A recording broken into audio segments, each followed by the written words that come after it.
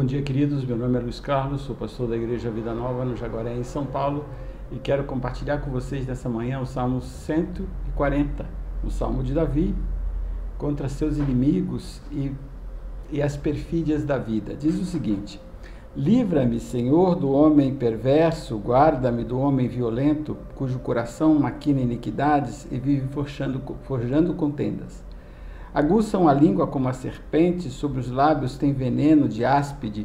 Guarda-me, Senhor, das mãos dos ímpios, preserva-me do homem violento, os quais se empenham por me desviar os passos. Os soberbos ocultaram armadilhas e cordas contra mim, estenderam-me uma rede à beira do caminho, armaram ciladas contra mim. Digo ao Senhor: Tu és o meu Deus, acode, Senhor, a voz das minhas súplicas. Ó Senhor, força da minha salvação, Tu me protege a cabeça no dia da batalha. Não concedas, Senhor, ao ímpio os seus desejos, não permitas que vingue o seu mau propósito. Se exaltam a cabeça os que me cercam, cubra-os a maldade dos seus lábios. Caiam sobre eles brasas vivas, sejam atirados no fogo, lançados em abismo para que não mais se levantem. O caluniador não se estabelecerá na terra, ao homem violento o mal o perseguirá, com golpe sobre golpe.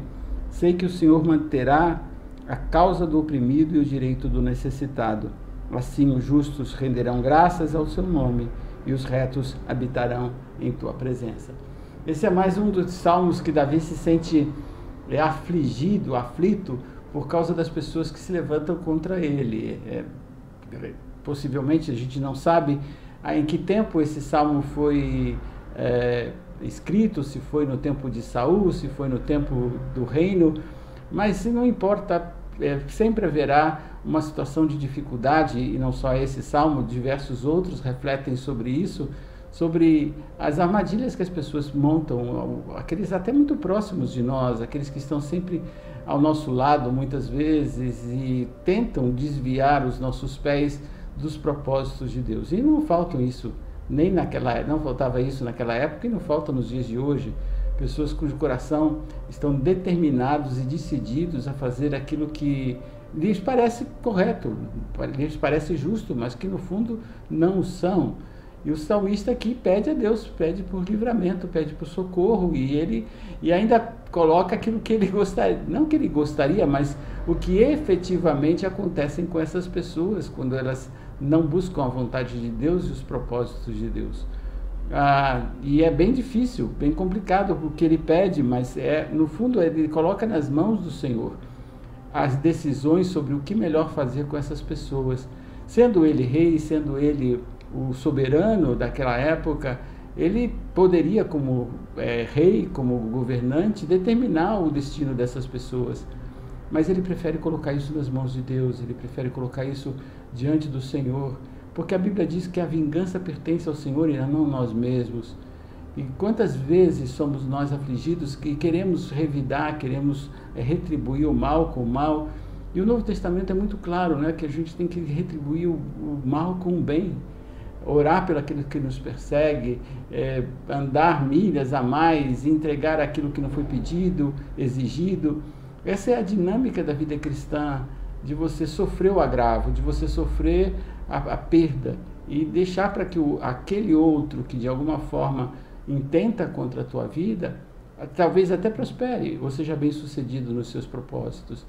Mas no fundo ele descansa, que Deus vai fazer a vontade dele. E ele diz, né, sei que o Senhor manterá a causa do oprimido e o direito do necessitado. É muito interessante você perceber que o homem que tinha todo o poder, tinha toda a autoridade no reino, se sentia humilhado, se sentia menor, se sentia pequeno.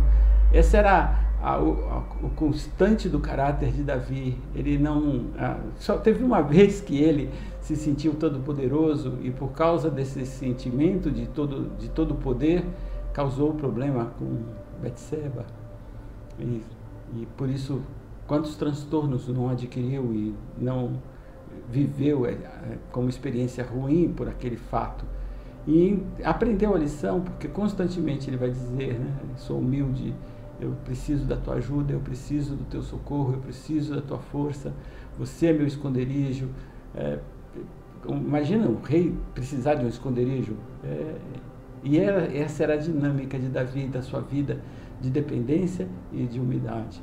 E é isso que eu convido a você e a mim, nesse caminho de dependência com Deus, você sempre descansar que a justiça pertence a Deus e Ele a fará, conforme o seu coração, conforme a sua vontade. Deus te abençoe.